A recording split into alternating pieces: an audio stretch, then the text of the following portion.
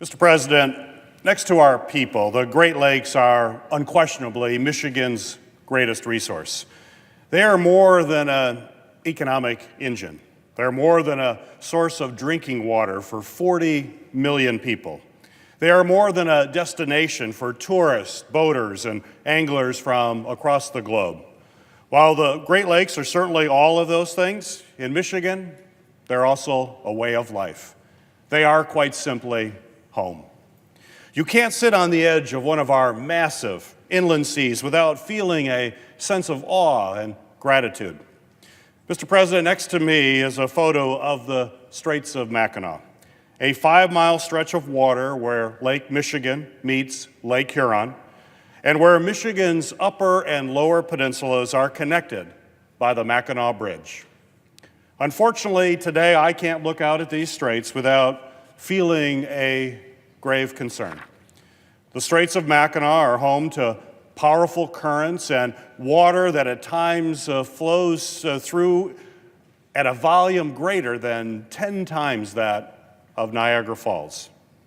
The currents are also unpredictable. They can flow in any direction and can change not only by the season or even by the day, but they can actually change by the hour. The Straits are also home to twin underwater oil pipelines operated by Enbridge, known as Line 5, that are now 64 years old and getting older by the day.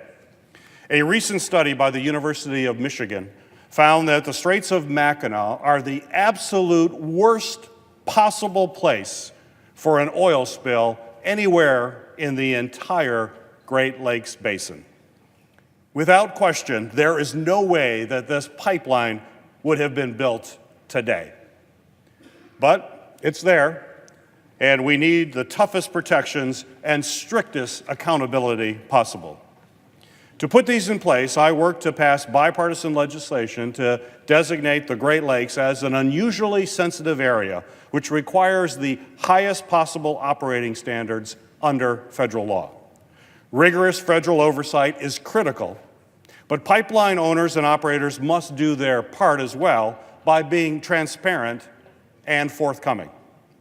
While Enbridge assured us repeatedly that Line 5 is, quote, as good as new, we found out in August that there are Band-Aid-sized gaps where protective coatings had worn completely away and exposed the bare metal underneath the harsh underwater environment in the Straits.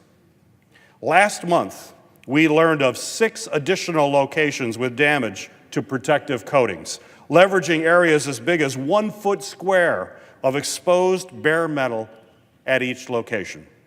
Then on October 27th of 2017, just 2 weeks ago, Enbridge disclosed that their pipeline integrity department knew of the damage that they had caused to the pipelines while conducting maintenance in 2014, 3 years ago.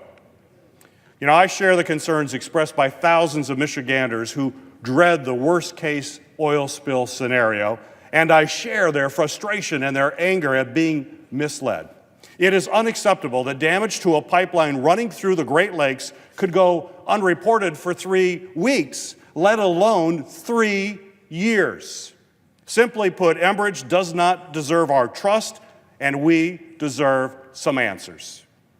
This is why earlier this week I called on the Pipeline Hazardous Material Safety Administration to exercise their oversight role and conduct a thorough investigation, examine any potential safety or reporting violations, and assure all Michiganders of the safety and integrity of Line 5, if at all possible.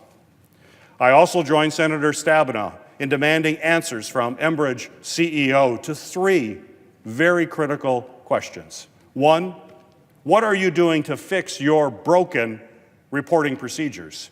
2, is there any other unreported damage to Line 5? 3, how can we be certain that regulators are being fully informed by your company? We need these answers, and we must get them. I will never stop fighting to hold pipeline operators accountable to keep our Great Lakes safe and clean. The Great Lakes are home, and I will do everything I can to protect them for generations to come.